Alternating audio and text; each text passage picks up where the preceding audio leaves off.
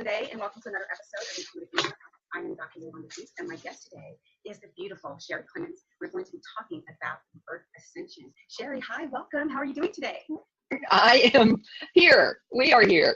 It's awesome. Yeah, we are, yes. So we're having a little bit of interference today because we've got a lot of planetary stuff going on.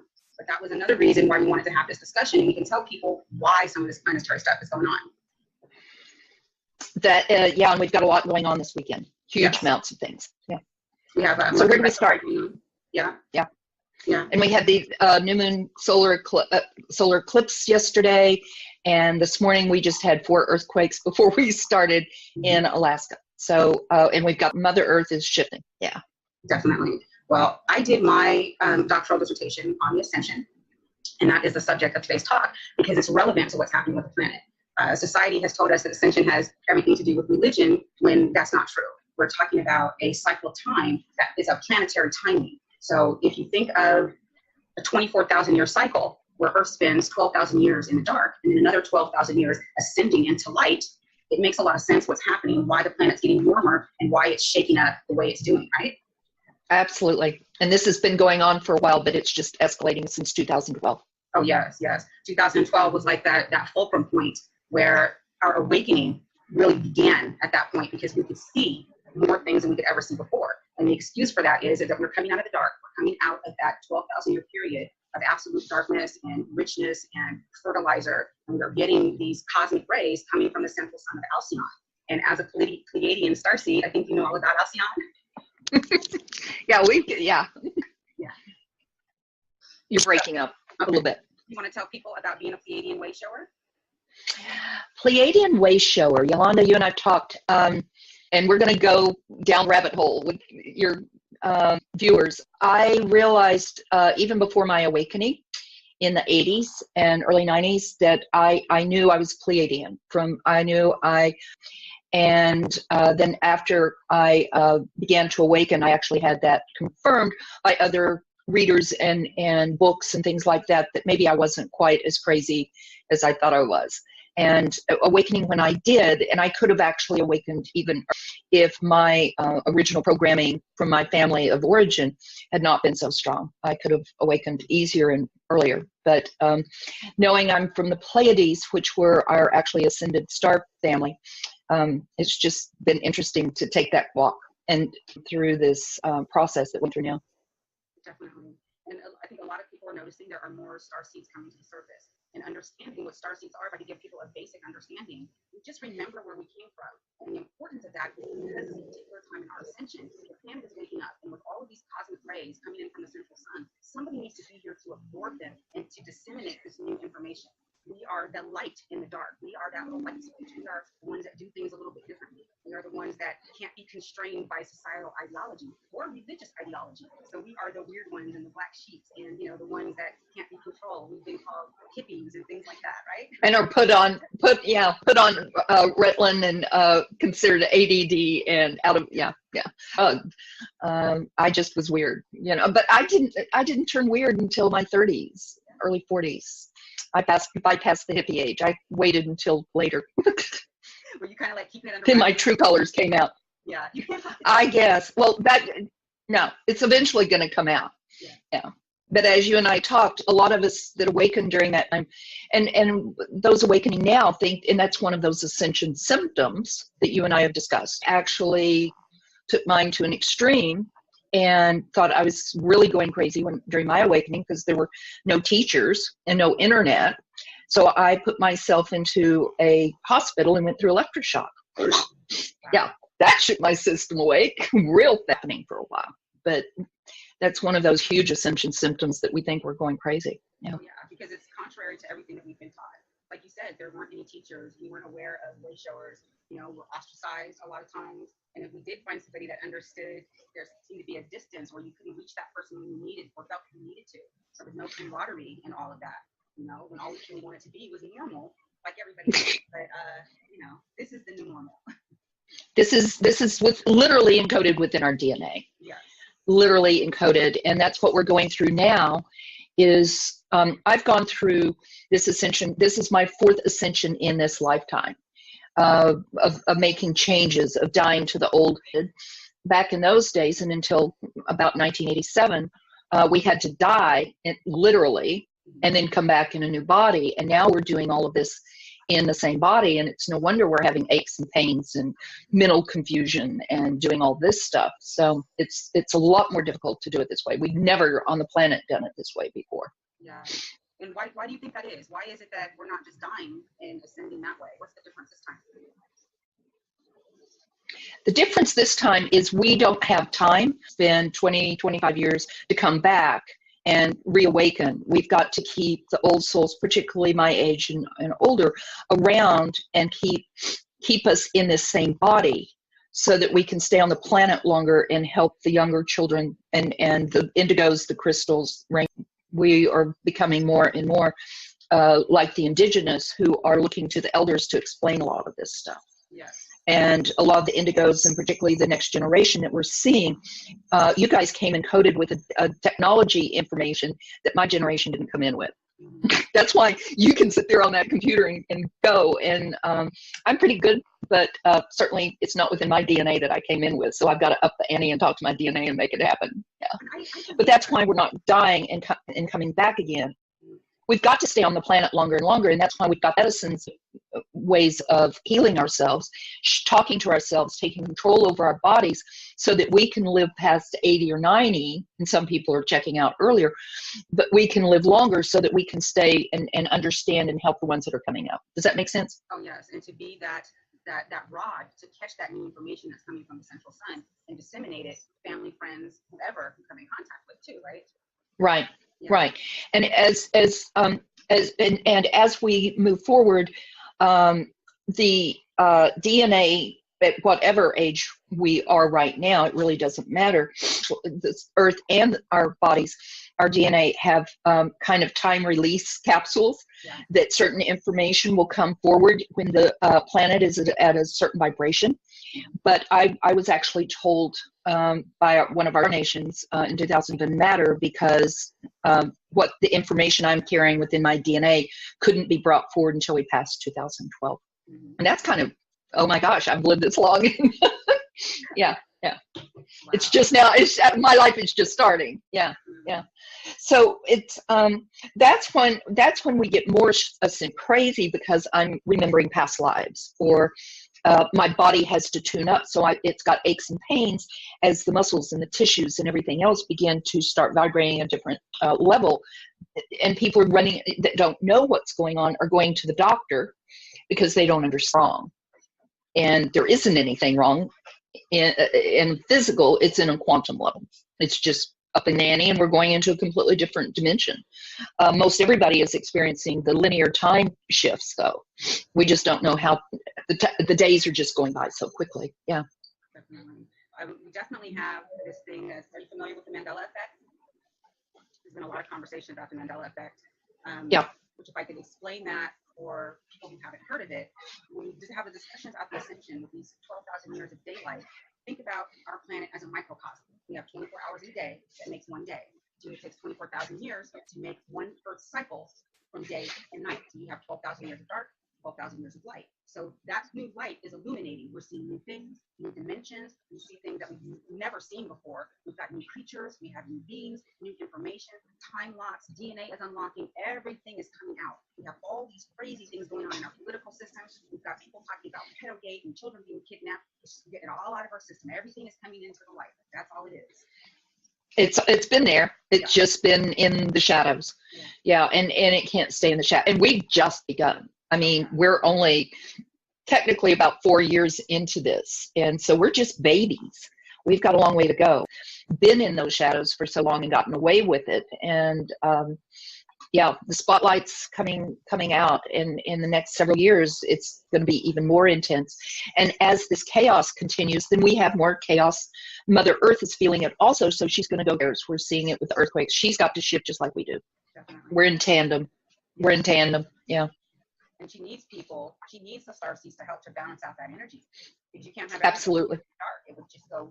It would go south really fast and really bad really fast. Well, one of the sources that I have been connected with for almost 30 years says all it takes is 0.5% of the into mass consciousness, and kind of like the 100 monkey situation. Okay, some people say we've already hit the fifth dimension. Some people say we've already shifted over into mass consciousness. We're seeing too much of the old still here, but that's my personal take on it. But a lot of people seem to think mass consciousness, we actually went into mass consciousness a couple of years ago, but there's all different timetables on that. But we're definitely making a huge difference in the past 5 years, huge difference. And that's why we're getting these wild cards down instead of dying, and then we get a new pope, the first pope from the Southern Hemisphere. God knows we've got a lot of wild cards that we've elected into our own political system. The wild card of North Korea, you know, stepping up and making a change quickly. So it's really going to pull some punches, particularly financially in big pharma soon, because those lights have to be shown on those institutions too. I saw that Monsanto recently launched a really huge $289 million lawsuit from the gentleman who was a groundskeeper at a school, who developed non-Hodgkin's lymphoma, and they had to speed up his trial because he's not expected to live very long. But they lost, and I don't think they're going to have an opportunity for an appeal.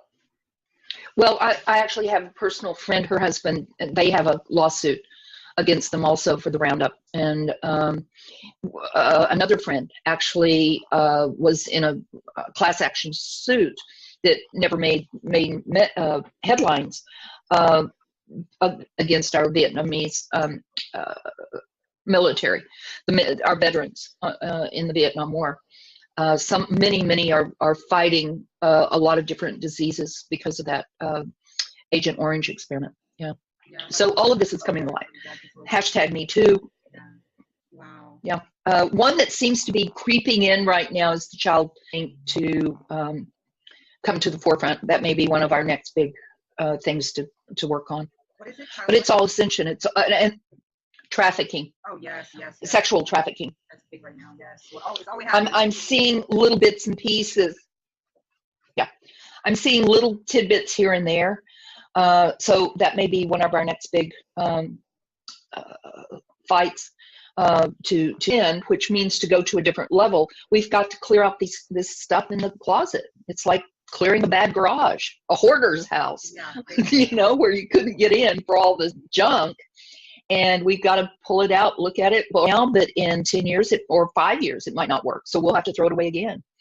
So that's kind of what the process we're in right now. We're major purging, and these planetary alignments, if you study astrology, are all based right there on kicking us in the backside to make us do it. Yeah. Wow. I mean, do you wonder if some of these children with some of this trafficking, if some of these children are actually being taken off world? I didn't understand that one, Yolanda. Do you think some of the children that are being kidnapped are actually being taken off the earth? I don't know if they're being taken off the earth. If you want to get into what some people refer to as conspiracy, issues, we know that a lot of children have been kidnapped by forces that have used them without integrity. And that's been going on for decades and decades. And a few of them have been lucky enough to get out, but they are kept under wraps because their lives are at stake, you know. But what with mind control and lots of other things, muck is what it is, a very deep well. That at some point we either have to get all the mud out of the well to where it can be cleaned out, or we just plug the well and just bury it and never to see the light of day again. So at some point we may just have, like in the oil, you know, if it's not working, instead of trying to fix it, they just plug it and keep going. And at some point we may have to do that on some of these issues, that there's no other resource but to just bury it. Yeah. But in the meantime, as we're doing this, we physically, emotionally, and going through changes change is not easy for human beings.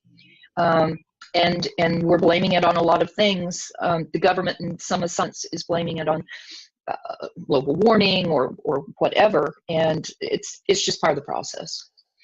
And of the physical symptoms and mental symptoms, emotional symptoms, so that they're not getting on antidepressants, taking their lives, taking other people's lives, you know, or going to the doctors and going through needless medications that only make them worse through the symptoms and side effects that the meds are doing.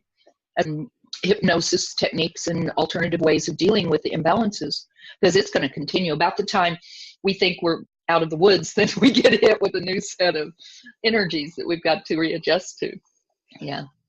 Powerful. But I'm so pleased that you brought this topic forward, because it's real important that more and more people that are going through this, it's an entire planet, Yes. and they just don't understand what's going on. Yeah. So it's up to the light workers, it's up to the way showers and people like now. We couldn't have handled the internet 20 years, or in the early 70s, even part of it in the 80s. We couldn't have handled it properly, but we've got to handle it now to get this information out and share it so that we can help the masses as much as we can. Yeah. And the indigenous coming forward. Yes. As the indigenous get on the internet for this the entire time. They've been looking for it for the last 12,000 years. Yeah. What surprised me when I was doing my Ascension studies was I was under the impression that the Maya was like a small tribe of people. So what I would like to express is that when it was time for their ascension, the population was about the size of Los Angeles. This wasn't a village. This was an entire city of people that disappeared. They are living happily in another dimension, which is still current to us, but it wasn't.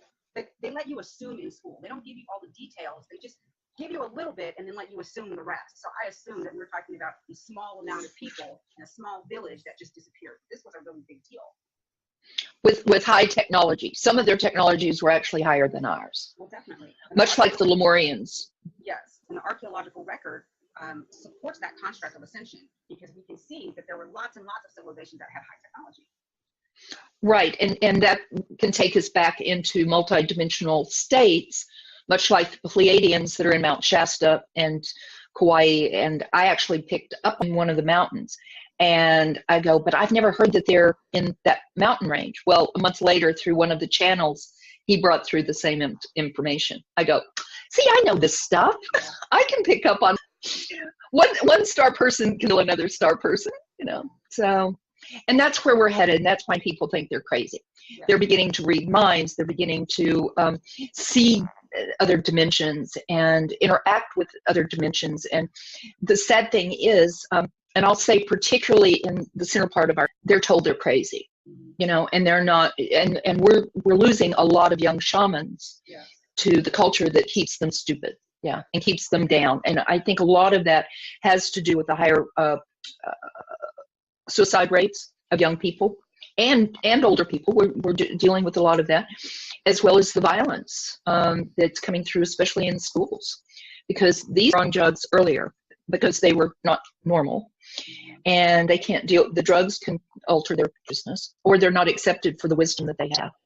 They're bullied, and I was bullied. Yeah, I was major bullied as a child. So these are all things, all shifts. What else did you come up with in your dissertation? I like the fact that it's not religious. It's planetary. If anybody wants to look into it, you can Google the planetary, the Platonic year or the Great Year, understanding the precession of the equinox. Our culture has told us that it was something particular to Jesus, and Jesus would be coming back, or Jesus ascended, and ascension was only open to Catholics or something like that. A lot of ridiculous stuff that doesn't make any sense now whatsoever.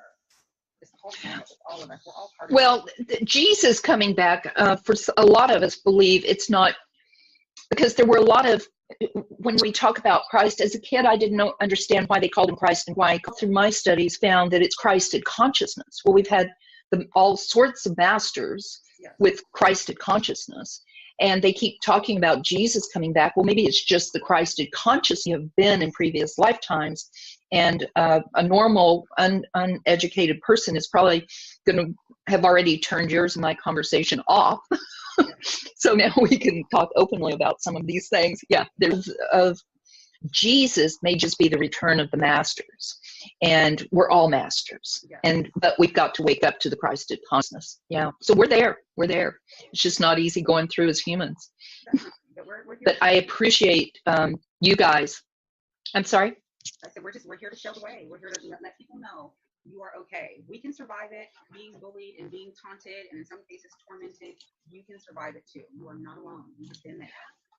I've been on this journey for over 30 years, and one of the major things that I'm sure you're aware of in your research, one of the first things that happens as we begin to awaken and go into this ascension process, it blows up in our face, either financially, through health issues. A lot of people are going through this. In fact, a group of people I was with last night, 2 of them had near-death experiences to wake them up. So it's usually traumatic experiences to shut us down, so we'll shut up and listen to the inner voice. Yes. That's and get off the hamster wheel of particularly our society. Get off the hamster wheel and be quiet for a while. That's usually the first thing that happens in this process. A black Yeah. night of the soul. So, You have that, the dark night of the soul? oh, it's huge. It's huge. And I'm going through my 4th one. I haven't, after the first going crazy, I know I'm not going crazy anymore, because it'd be real easy to give it up. They're tough, those dark nights of the soul. And some of us go through them faster, depending on our experiences and our past life experiences. Yeah, and they're tough. They're really tough. That's why we have to go into non-judgment around a lot of the people around us. Yeah. Well, not everybody's going to wake up this time. Yeah. But the judgment makes it even worse on the people going through it. Yes. Very, very true. Mine was difficult as well, but necessary. I see the necessity of it because for me, you're going to lose absolutely everything you thought was important to you. And you're going to be given new tools if you want them. But you're going to have to dig deep and decide. You're going to have to make a choice whether or not you are willing to live through this experience. Because no, it's not going to be easy. You were taught a certain degree of value. You were taught certain things that you need to maintain, certain responsibilities. And when the dark night of the soul happens, everything you thought about stability is lost. It goes out the window. Yeah. Yeah, all logic, everything. And you got to dig deep. Dig deep. And not always listen to the people intimate around you. I still have good friends, and heaven knows children and family. My kids are pretty tolerant, but my family still doesn't understand what I've been going through. But the judgment can just make it through the process. Like in other cultures, when they see a shaman going through that, the whole village and the whole culture comes around them to aid their next process, because they know it will be bigger and better and wiser when that individual goes through. For those of us going through it, not all of us, but most of us are having to go through it a hard way, and this shift does not come usually easily. Yeah. So once we find our tribe, or find people like you, or find people like me, probably, Yolanda, the last 5 years particularly, the people started coming to me, okay, to find out what was going on. Well, what was going wrong is they're beginning to awaken. And so once I give them the ascension symptoms and we talk about what's going on, they go, oh, okay, now that I know, I can deal with it in a different way. Yes. So are you doing one? And you're right. If Go ahead. Yes. Yeah. No, and when I was in Texas, they would come to me like for a psychic reading or something, and it got 8%, 95% of them, what they were going through was just an ascension process and the awakening.